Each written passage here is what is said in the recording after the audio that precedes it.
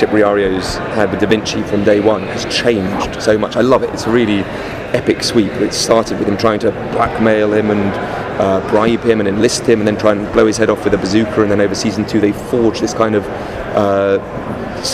on-off antagonistic alliance where they don't know quite how much trust there is, and they end in a place where there's a kind of mutual respect, and it's because it's direct continuity between series 2 and 3 that still exists, but without giving too much away, I will say it gets pretty messy this season. It's pretty messy.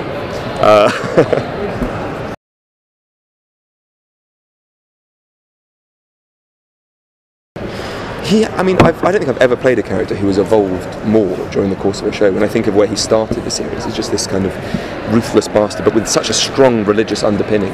And he's just, in season 2, he's pushed a breaking point mentally and physically. All his beliefs and ideology and philosophy is stripped away, and he's kind of a shell of where he was series 1. And then series 3, it gets darker.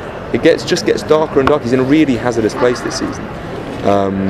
But I think, he is coming right off the back of this confession that he killed his mother and that he killed his girlfriend and that he's failed to find any redemption, and he's abducted by a terrible group called the Enemies of Man who tried to torture and brainwash him. He's tried to kill himself. So, we start in the darkest of places, and I think he's just in search for a new cause in life, a God that will answer his pleas. And I won't say whether he finds it or not, but I will say it propels him on a journey which threatens to destroy him. Generally, the jeopardy the characters are in this year is high. I would say there's a red alert has been activated.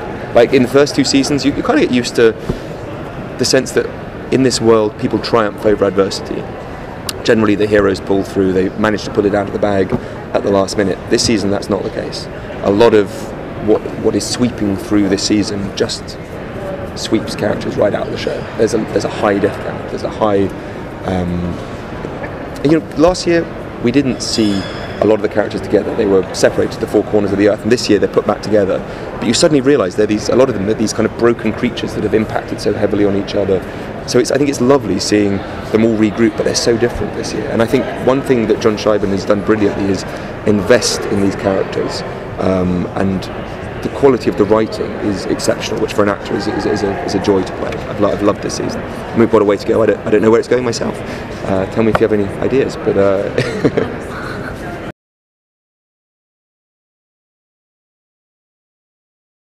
each season actually. So when we begun, I started looking into the social history, and there is a real Riario, there was a Sixtus, so obviously it behoves you to do a little research into all of that. And I studied medieval Italian at university, so I was interested in the whole social history. Then you get the scripts through, and that becomes the new Bible, because what we're trying to create is its own coherent universe with its own rules, and we cherry pick things from history and we extrapolate beyond that. Season 2, I did a lot of physical training for all the cornfield stuff. I trained in Krav Maga, just to kind of toughen me up. This season, it's just been more of the same. It's kind of, I did a lot of work on scripture because that comes heavily into it. I did a lot more social history, but really, with a show like this, the script is the Bible. That's the show we're kind of dedicated to kind of bringing to screen. Of course, always. Before I started the show, I basically sat down for a week and I watched every villain who I'd remembered enjoying seeing on TV or film, and then you take all that and you throw it all away and try and do your own thing. But it's a lovely exercise. It's just a good excuse to watch a lot of nice films, in honesty.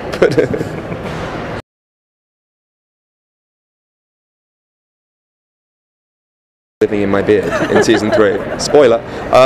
Well, season 2 it was big because there were no barbershops in Peru, sadly. We actually shot a scene where Riario was in Machu Picchu looking for a barbershop, failing to find. We didn't actually shoot that, don't worry. But there was, we wanted a like Robinson Crusoe, the character who in season 1 was so groomed and kind of had a kind of sartorial elegance, being out of his comfort zone, going slightly kind of wild and feral. Season 3, I'm back in Rome, so I can get back into the Vatican barbershop if I give them enough notice, which is why I'm a little more groomed this year. A little more groomed. Well, the reason what we've done this year, we've really dug into the mythology of the characters and the darkness of the characters. I think, season 2, it was a wonderfully exciting adventure going off and telling this story of these kind of disparate groups going off around the world. And I think this year we've just come back together and we're forging. It's all about the characters this year, and obviously there is this terrible threat of the Ottoman invasion that is poised to destroy all of Italy, and it galvanises all the characters together. There are unlikely alliances, allegiances, people are forced to coexist, and it creates for very exciting tensions and dramas.